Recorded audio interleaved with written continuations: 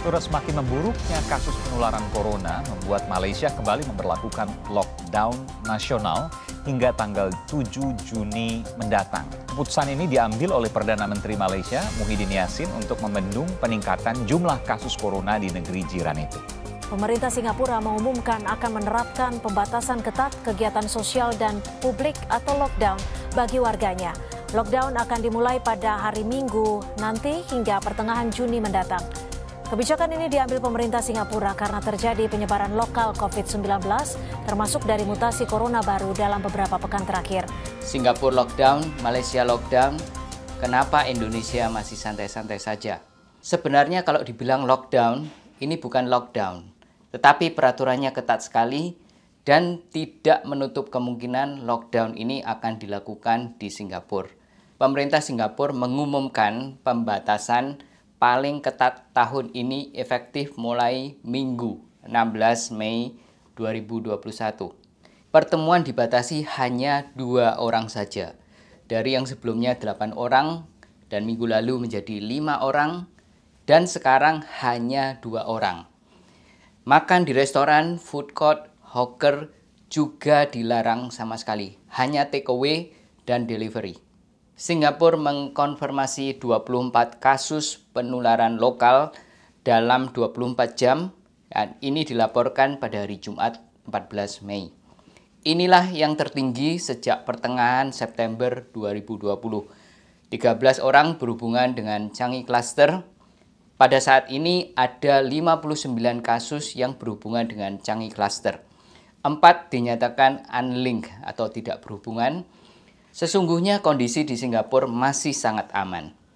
Tapi kenapa dilakukan pembatasan yang ketat seperti ini untuk meresponi 24 kasus per hari yang dalam ukuran Indonesia sangat kecil? Karena pemerintah Singapura mempertimbangkan segala hal, termasuk pengalaman yang terjadi di India. Kalau tidak bertindak sekarang, situasi ini mungkin sekali menjadi tidak terkendali seperti tsunami yang melindas semua orang tanpa ampun. Kalau tsunami ini sudah mulai, ini adalah kekuatan yang tidak bisa dibendung. Pandemi ini menjadi kekuatan yang tidak bisa dibendung. Dengarkan ini baik-baik, dunia ini sedang sebenarnya berperang melawan pandemi.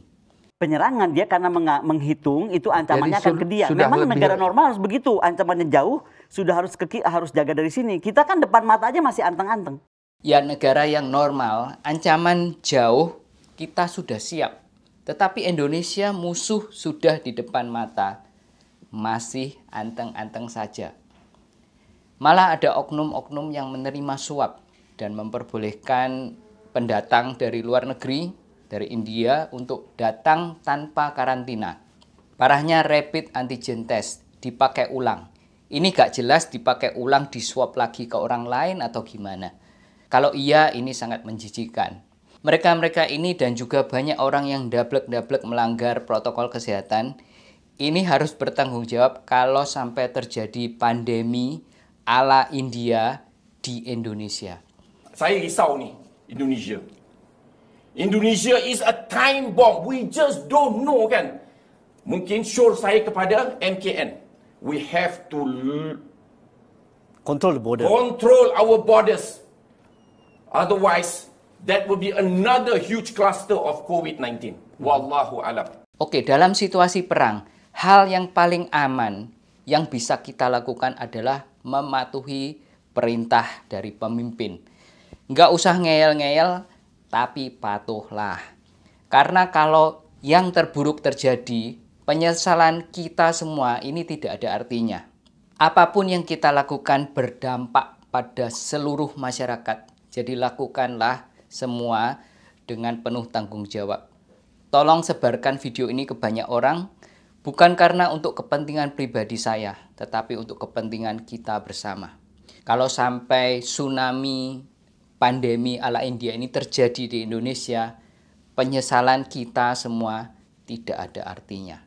Yang menjadi korban adalah bangsa dan negara, masyarakat, mungkin keluargamu, mungkin orang yang kau cintai, ayah, ibumu, atau anak-anakmu.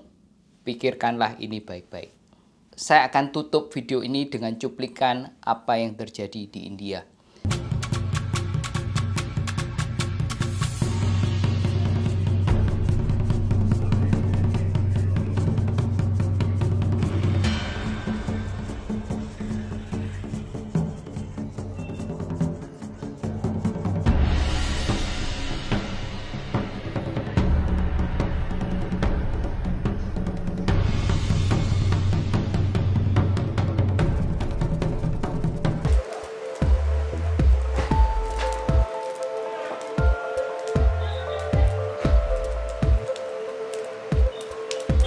Picking up his cousin. 2 days back I picked up on my own uncle, and he died because we couldn't supply him oxygen. I was working in the mortuary van. I couldn't pick up the call, and the moment I was able to receive the call, he was already passed away. So it's really tough for us.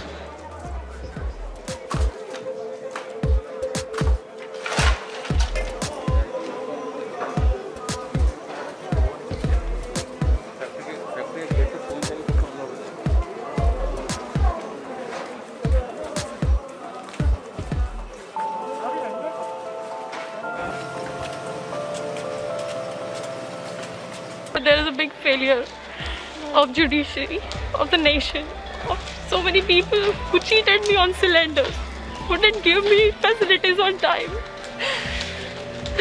And my father couldn't get anything on time. Everything got delayed, everything. Everything got delayed. No reports on time, no medicines on time, no cylinders. Nothing.